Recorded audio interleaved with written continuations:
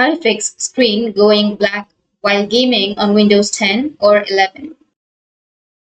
So if you want to fix screen going black while gaming on Windows 10 or 11, then what you need to do is the first solution that you should always take in consideration is to apply the latest update. To do this, press the Windows button and select the settings icon. Once you go with settings, now here on the left side, you will have the Windows update. Go with Windows update, and on the right side, you may have the update option. So you just need to simply go with update and try to detect if you have the latest updates or find the latest updates and install them automatically. Afterwards, you can just restart your computer and check if the problem still persists. Moving on to the another useful solution is to update the graphics drivers.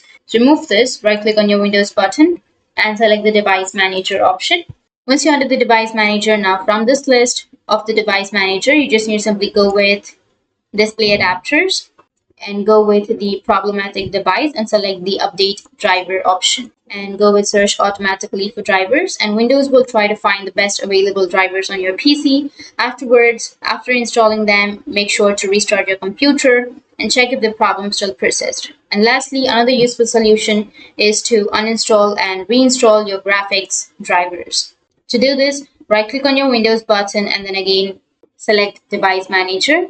Go with the network adapters and then display adapters. Go with the display adapters and then go with your problematic driver and select the uninstall device option. And once you've uninstalled, you just need to simply restart your computer and you'll see the Windows will attempt to reinstall the drivers automatically, and you can just check if the problem still persists. And that's it. It was super simple, and if you have any questions, feel free to comment below. Thanks for watching.